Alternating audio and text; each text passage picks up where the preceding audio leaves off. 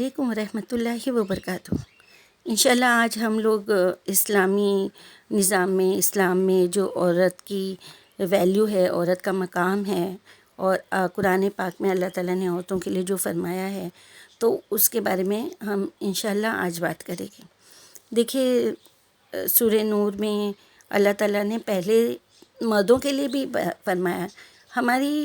جو باتیں یہ ہوتی ہیں نا عورتوں کی، موسٹلی یہ ہو جاتی ہے کہ ہاں صرف عورتوں کو ہی کیوں، عورتوں کو ہی اسلام میں دبایا جاتا ہے، عورتوں کے لیے یہ قانون ہے، عورتوں کو ہی یہ تکلیف ہے نا۔ تو ایسی بات نہیں ہے، اللہ سبحانہ و تعالیٰ نے ہم کو بنایا نا، اب اس نے جس کو جیسے بنایا اسے پتہ ہے کہ یہ کتنی تکلیف برداشت کر سکتا ہے، یہ کتنی تکلیف برداشت کر سکتی ہے نا۔ دیکھیے اگر شوہر کو، مرد کو، باپ کو، بھائی کو اگر توانا اور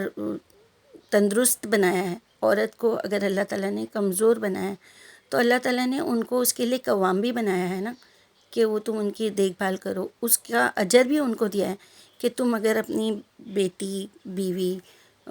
بہن، ان کی حفاظت کرو گے، اپنی بچوں کی حفاظت کرو گے، ان کو جو سرپرستی کرو گے، جو ان کو کھانا کھلاؤ گے، جو ان کے لیے، تو اس کا اجر بھی ان کو دیا ہے۔ تو اللہ تعالیٰ نے ہر طرح سے ایک نظام اللہ تعالیٰ کا ہے جو ہر ایک کے لیے، کسی کے لیے غلط نہیں ہے۔ اب جیسے ہماری اولادوں میں ہی ہم کو پتہ ہے کہ کوئی کمزور ہے، کوئی پڑھائی میں بہت اچھی ہے تو گھر کے کام میں کوئی بہت اچھی ہے، تو کوئی دوسری چیز میں ایکسپرٹ ہے، تو ہم کیا کرتے ہیں کہ ہمارے بچوں کو کہ ہاں یہ میری یہ بیٹی یہ کام نہیں کر سکتی ہے، اس کو یہ چیز میں انٹرسٹ ہے تو میں اس کو یہ اس میں آگے بڑھاؤں، میرا بیٹے کو یہ چیز، یہ فیلڈ میں انٹرسٹ نہیں ہے، یہ فیلڈ میں اس کو بہت آگے بڑھ سکتا ہے۔ تو ہم انسان ہیں اور ہم اتنی بات تو جانتے ہیں، تو اللہ سبحانہ و تعالیٰ نے تو ہمیں پیدا کیا ہے نا، تو اس حساب سے اس نے وہ نظام بھی بنایا ہے۔ تو ہمیں دیکھیے جب عورتوں کے لیے قانون اللہ تعالیٰ نے کہا ہے تو وہی مردوں کے لیے بھی ہے۔ جیسے سورہ نور میں اللہ تعالیٰ فرماتے ہیں کہ مومن مردوں سے کہہ دو کہ اپنی نظر نیچی رکھے، اپنی شرمگاہوں کی حفاظت کیا کرے، یہ ان کے لیے بڑی پاکیزگی کی بات ہے، اور جو کام یہ لوگ کرتے ہیں اللہ تعالیٰ اس سے باخبر ہے۔ دیکھیے اللہ تعالیٰ نے مردوں کے لیے بھی کہا ہے اور اس کے بعد عورتوں کے لیے کہا ہے، اور مومن عورتوں سے بھی کہہ دو کہ وہ بھی اپنی نگاہیں نیچی رکھا کرے اور اپنی شرمگاہوں کی حفاظت کیا کرے، اور اپنی آرائش یعنی جو سجاوٹ ہے، جو ہم تیار ہوتے ہیں یعنی زیور وغیرہ پہن کے، میک اپ کر کے، تو اس کو ظاہر نہ کریں، ظاہر نہ ہونے دیا کریں، مگر جو اس میں سے کھلا رہتا ہو اس کو چھوڑ کر، مطلب جو چیز ہماری پردے میں رہ سکتی ہے، اس کے بعد جو چیز کھلی ہے تو اس کے لیے اللہ تعالیٰ نے کوئی گناہ نہیں کہا۔ ہمارے دیکھیے اور ایک سورہ احزاب میں اللہ نے کیا فرمایا ہے کہ اے نبی کہہ دیجئے اپنی بیویوں سے، اپنی بیٹیوں سے، اہل ایمان کی خواتین سے کہ وہ اپنے اوپر جو چادر ہیں، چادروں کا ایک حصہ اپنے چہروں پہ لٹکا دیں، اور یہ زیادہ مناسب طریقہ ہے تاکہ وہ پہچان لی جائے اور نہ ستائی جائے، اور اللہ معاف کرنے والا اور رحم کرنے والا ہے۔ اور اللہ تعالیٰ نے کیا فرمایا عورتوں کے لیے، اپنے سینوں پر اوڑھنیاں اوڑھے رکھے، اور اپنے خاوند اور اپنے باپ اور اپنے بیٹوں جو ان کے محرم ہیں ان کے سامنے تم پردہ نہیں کرو گی تو چلے گا، جو نامحرم ہیں ان کے لیے پردہ کا ہے۔ تو دیکھیے بس کہنے کا مطلب یہ ہے کہ ضروری نہیں ہے کہ ہم ابھی جیسے آج ایک دم ماڈرن ماحول چل رہا ہے، کلچر، لوگ جو ویسٹرن کلچر کو اپنا رہے ہیں، اگر ان کو اسلام کی تعلیمات، اسلام کے قانون اپنے اوپر لینے کے لیے پریشانی ہو رہی ہے یا وہ نہیں کرنا چاہتے، وہ ایک شرمندگی کا احساس بھی ہوتا ہے، ایک دم ماڈرن طریقے سے رہتے رہتے اچانک اگر ہم ان سے کہیں گے کہ آپ فوراً برقع پہنو اور یہ کرو، تو اگر ایسے نہیں کر سکتے ہو تو آپ ایک ایک سٹیپ آگے بڑھو۔ اگر آپ ایک دم کھلے طریقے سے جی رہے ہو تو تھوڑا اپنے آپ کو ڈھانکنا شروع کرو، پھر ایک سٹیپ تھوڑا اور آگے لو، آپ دوپٹہ لینا شروع کرو، پھر ایک سٹیپ اور آگے چلو، آپ سر پہ دوپٹہ لیا کرو، آپ سر پہ اپنے بال چھپانا شروع کرو، اپنے سینے پہ چادریں ڈالنا شروع کرو، پھر آہستہ آہستہ آپ کو آڈ بھی نہیں لگے گا، آکورڈ بھی نہیں لگے گا، اور آپ برقعے میں، یا برقع ضروری نہیں ہے کہ آپ کالا برقع پہنو یا ایک دم فیشن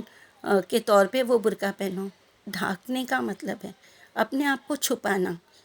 قرآن پاک میں اللہ تعالیٰ نے یہ نہیں فرمایا کہ آپ کالا برقع پہنو، آپ فیشن والا برقع پہنو،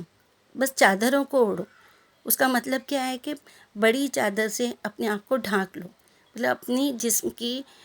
جو زیبائش ہے اس کو ظاہر نہیں ہونے دو. تو یہ ساری چیزوں میں آج یہ زمانہ اتنا ماڈرن ہو گیا ہے کہ اب برابری میں آ گیا ہے کہ عورت آدمی تو برابر ہے پڑھائی لکھائی کے حساب سے، ہر لحاظ سے. لیکن اگر اسلام میں اس چیز کے لیے منع کیا ہے، اس چیز کے لیے عورت کو چھپا کے رکھنے کو کہا ہے، عورت کی وہ حفاظت کرنے کے لیے کہا ہے، تو اس کو تو امپورٹنس دی ہے نا. عورت کو ذلیل تو نہیں کیا ہے اسلام نے کہ تم کو سرپرست شوہر کو تمہارا بنایا ہے، باپ کو، بھائی کو، بہنوں کے لیے، ہے نا. سرپرستی تم کو ایک مضبوطی دی ہے نا. اور اس میں اسلام نے تم کو پڑھنے لکھنے علم حاصل کرنے کسی چیز سے منع نہیں کیا. تو آپ صلی اللہ علیہ وسلم تو عورتوں کو پڑھنے کے لیے تعلیم کے لیے کہتے تھے. بی بی عائشہ رضی اللہ تعالیٰ عنہ کہتی تھی، دیکھیے ان کی کتنی حدیثیں ہیں، سب سے زیادہ حدیثیں ان کی ہی ہیں. تو عورتوں کو اتنا نیچا بھی نہیں دکھایا ہے. لیکن دیکھیے آپ اگر یہ سائیکولوجی طریقے سے یا آپ سائنس کے طریقے سے دیکھنے کے لیے جاؤ گے تو عورت کے اور مرد کے جسم کا تو فرق ہم کو دکھائی دیتا ہے. ہاں، قد کا بھی فرق دکھائی دیتا ہے، وزن کا بھی فرق دکھائی دیتا ہے نا. ہر طرح سے ہم کو جو ہماری آنکھوں سے جو ہم کو دکھائی دیتا ہے وہ تو ہے ہی. لیکن آپ یقین کرو گے کہ دل، دیکھیے میں ایک بک ہے میرے پاس، وہ مائل خیر آبادی اس کے رائٹر ہیں. تو انہوں نے لکھا ہے کہ دل کی دھڑکن، دل کا اثر قبول کرنا، دل کے خون کا اچھال، دل کی جو رگیں ہیں ان کا پھینکنا، اس ساری یہ تجربہ کیا گیا تو پتہ چلا کہ عورت کا دل مرد کے دل سے 60 گرام چھوٹا ہے، اور عورت کا دل مرد کے دل سے ضعیف اور کمزور ہے. پھر اس کے بعد میں اس کی سانس جو ہے نا، جو ہم سانس لیتے ہیں اس میں بھی ڈفرینس ہے کہ مرد 1 گھنٹے میں لگ بھگ 11 ڈرام کاربول کی مقدار جلا دیتا ہے اور عورت 6 ڈرام. اس کے بعد میں دماغ، دیکھیے اس میں لکھا ہے چونکہ دل اور دماغ کا ڈائریکٹ تعلق ہے، تو دماغ کو جو ٹیلی فون کرتا ہے اس میں مطلب ایک بریک ہوتا ہے، وہ اتنا کم ہے کہ سیکنڈ کے لاکھوں حصے میں بھی اس کا بریک نہیں بتا سکتے. تو جب دل اور دماغ کا اتنا لگاؤ اتنا قریب ہے تو عورت اور مرد کے دماغ میں بھی وہی فرق پایا گیا ہے جو دونوں کے دلوں میں. دل اور دماغ سے آپ انسان جو کچھ پاتا ہے اسے وجدان کہتے ہیں. عورت اور مرد کے وجدان کے بارے میں مشہور سوشلسٹ فلاسفر علامہ پروڈن نے لکھا ہے کہ عورت کا وجدان مرد کے وجدان کے مقابلے میں کمزور ہے. عقل بھی مرد کی عقل سے ضعیف ہے. دماغ اور دل کمزور ہونے اور وجدان اور عقل کی کمزوری کی وجہ سے عورت جس چیز کی اچھائی یا برائی کے بارے میں رائے قائم کرتی ہے وہ مرد کی رائے کے مطابق نہیں کرتی. تو مطلب یہ قدرتی بات ہے نا. اس کے بعد آتا ہے حواس خمسہ یعنی سینس آرگنس، سننے کی طاقت، سونگھنے کی طاقت، چھونے کی طاقت، چکھنے کی طاقت اور دیکھنے کی طاقت. یہ 5 طاقتیں کتنی ضروری ہے یہ ہم کو سمجھانے کی بات تو ہے ہی نہیں نا. تو اس میں بھی یہ لکھا ہے کہ ان مطلب سونگھی جانے والی بہت سی چیزوں سے مرد اور عورت کے سونگنے کی طاقت کو جانچا گیا تو عورت کی سونگنے کی طاقت کو کمزور پایا گیا. پھر اس کے بعد میں سننے اور جو آواز کا جو سمجھنے کی اس میں بھی مرد عورت سے زیادہ طاقتور ہے. اور پھر اس کے بعد میں ہے کہ اگر مرد اور عورت ہاتھ ڈال کر چلے تو مرد کے چھونے کی طاقت عورت کے چھونے کی طاقت پر غالب آ جائے گی. تو یہی وجہ ہے کہ اخلاقی حیثیت سے اگر مرد عورت کو اگر خراب کرنا چاہے تو عورت اپنے کو سپرد کر دیتی ہے، لیکن مرد اتنی جلدی اپنے کو عورت کے سپرد نہیں کرتا. تو یہی وجہ ہے نا کہ عورتوں کو پردے میں رکھنے کے لیے کہا گیا. کیونکہ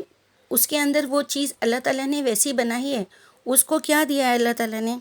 کہ عورت کے پیٹ میں بچہ ہوتا ہے تو وہ ایک بوجھ ہوتا ہے. پھر جب بچہ پیدا ہوتا ہے تو وہ وقت میں نہایت اس کے لیے بہت کٹھن ہوتا ہے نا، بہت تکلیف ہوتی ہے. انہی دو وقت میں دیکھ لیجئے عورت کے احساس کی کمی کا یہ حال ہے کہ یہ دونوں مرحلوں میں، کہ جب عورت ایک بچے کو پیٹ میں رکھتی ہے، پھر اس کی جب وہ ڈیلیوری کرتی ہے تو ان تکلیفوں کو وہ جھیل لیتی ہے. عورت کو یہ طاقت دیا ہے نا اللہ تعالیٰ نے کہ وہ ان تکلیفوں کو جھیل لیتی ہے، اور یہ قدرت کا احسان ہے کہ اس نے عورت میں یہ احساس کی کمی رکھا ہے. اگر یہی چیز مرد کو ہوتی تو مرد میں وہ احساس کی کمی ہے، وہ اس دکھ کو ہرگز برداشت نہیں کر پاتا. تو یہی فرق ہے کہ اللہ تعالیٰ نے ایک جگہ عورتوں کو یہ قوت دی ہے، ایک جگہ مردوں کو دی ہے. جو عورتوں کو دی ہے وہ مردوں کو نہیں دی ہے نا. تو بس یہی چیزیں ہیں. ہم زمانے کے حساب سے، آج کے زمانے کے حساب سے سوچیں گے تو ہم عورت اور مرد کو برابری کا درجہ دیں گے. لیکن جب اللہ تعالیٰ نے ایسے دیا ہے، جیسے کہ بڑے بڑے جو صحابہ پیدا ہوئے، جیسے ہمارے نبی رسول جو بھی پیدا ہوئے، تو وہ اللہ تعالیٰ نے کس کے ذریعے پیدا کیا؟ عورتوں کے ذریعے نا، ہے نا. تو وہ رتبہ کتنا بڑا ہے، سوچو وہ کتنا بڑا رتبہ اللہ تعالیٰ نے عورت کو دیا. اب اگر وہ رتبہ دیا ہے، وہ حیثیت دیا ہے، اگر ان چیزوں کی اللہ تعالیٰ نے اس کے اندر نازک پنا بنایا ہے، تو اس حساب سے اس کو جینے کا طریقہ بھی بتایا ہے. یہاں تک کہ یہ جو سائیکلوجی کے تجربے سے یہ بھی ثابت ہوا ہے کہ عورت کا بھیجا برین وہ مرد کے بھیجے سے چھوٹا ہوتا ہے، اور کتنا مرد کا بھیجا، مطلب مرد کا جو برین ہے وہ عورت کے برین سے 100 ڈرام بڑا ہوتا ہے. اور یہ ثابت کرتے ہوئے ان لوگوں نے یہ بھی لکھ دیا ہے کہ مرد کے بھیجے کی مقدار اس کے بدن کی قوت کی بنسبت جو 44 مطلب 44 یعنی 41 اور 1 کی ہے، تو وہیں پہ عورت کی 1 اور 41 1 اور 40 ہے. تو دیکھیے یہاں بھی فرق ہے. اب اس کے بعد یہاں تک تو سمجھے کہ ہم نے ان کے سینس آرگنس، یہ میرا تھوڑا بڑا ہو جائے گا، لیکن بس مجھے بہت ضروری لگ رہا ہے یہ بات کرنا کہ یہاں تک کہ چلو یہ تو انسانوں کی بات ہوگی. اس میں بہت، یہ بک میں بہت ڈیٹیل میں ساری باتیں ڈفرینس بتایا گیا ہے کہ اللہ تعالیٰ نے کی قدرت، کہ اللہ نے کیسے نظام بنایا ہے مرد کا الگ سے، عورتوں کا. اب یہی چیز ہے نا، ہم جانوروں میں آ جاتے ہیں کہ جب جانوروں میں آتے تو یہاں پہ لکھا ہے کہ چڑیا، رینگنے والے کیڑے مکوڑے، ان کو دیکھو، ان میں بھی جو ہوتا ہے نا نر جو ہوتا ہے میل،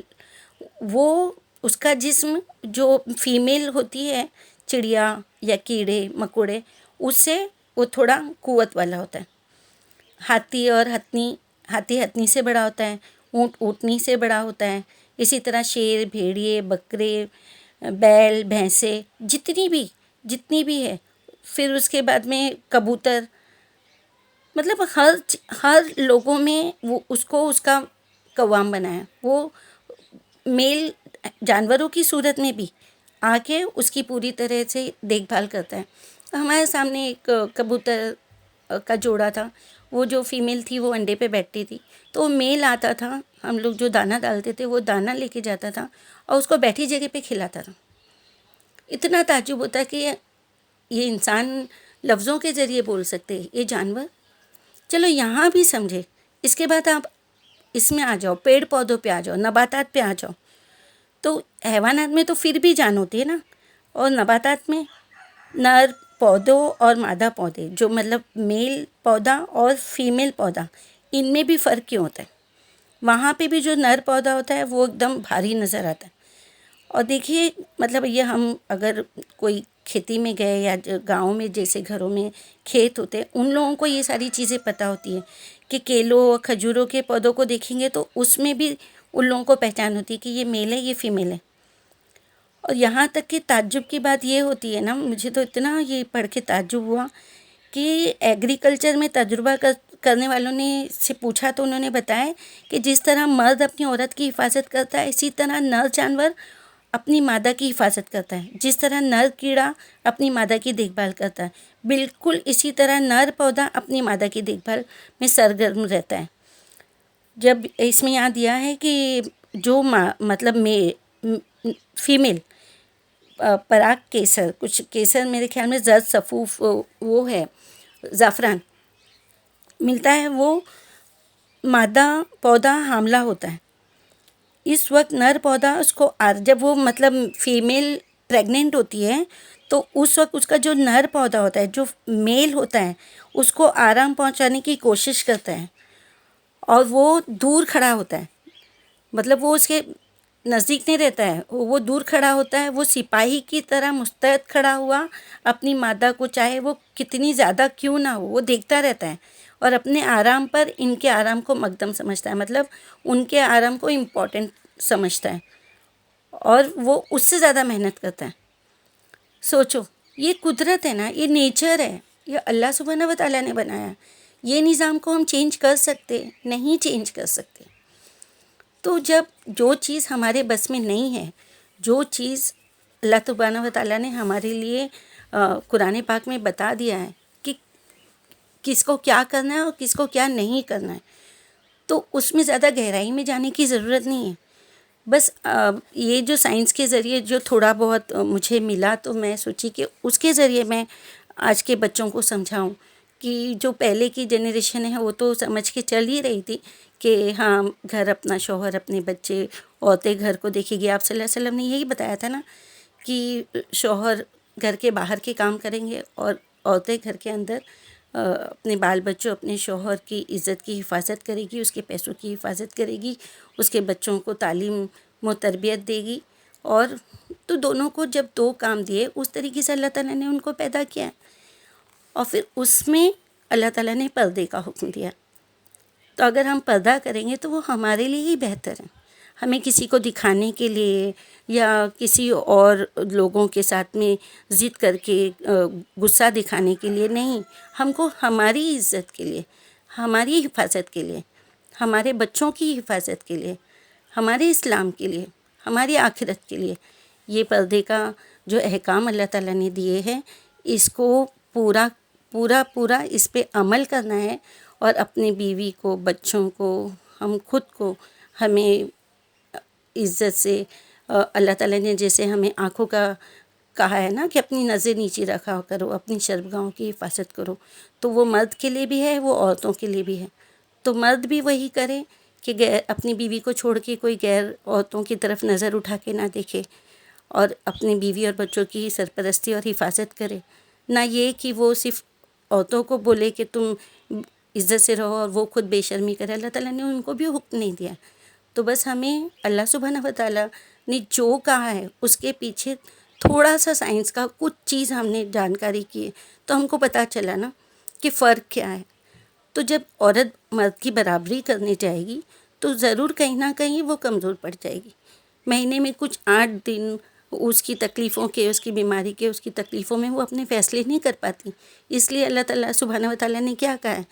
کہ اگر کسی سے کوئی مشورہ لینا ہو، یا کوئی ہم کو کسی کا سامان رکھنا ہے، یا کسی سے قرض دینا ہے، لینا ہے، تو گواہی میں عورت 2 ہونا چاہیے، مرد 1 ہونا چاہیے۔ کیونکہ کبھی کبھی عورتوں کی کچھ جسمانی تکلیفیں ہوتی ہے جس کی وجہ سے ان کا دماغی توازن بیلنس نہیں ہوتا، ہم سمجھتے ہیں نا، تو وہ کبھی کوئی وقت کوئی فیصلہ کر پاتی، کبھی کوئی فیصلہ نہیں کر پاتی۔ تو اللہ سبحانہ و تعالیٰ نے ہر چیز میں اس لیے یہ قانون رائج کیے۔ تو ہم کو زیادہ ڈیٹیل میں، زیادہ گہرائی میں، زیادہ سائنس میں یا ویسٹرن کلچر میں جانے کی ضرورت نہیں ہے۔ ہمیں صرف اسلام پہ عقیدہ رکھے، اللہ سبحانہ و تعالیٰ کے کلام پہ عقیدہ رکھے، آپ صلی اللہ علیہ وسلم کی حدیثوں پہ عقیدہ رکھے، وہ اسلام کے سانچے میں ڈھال لیں،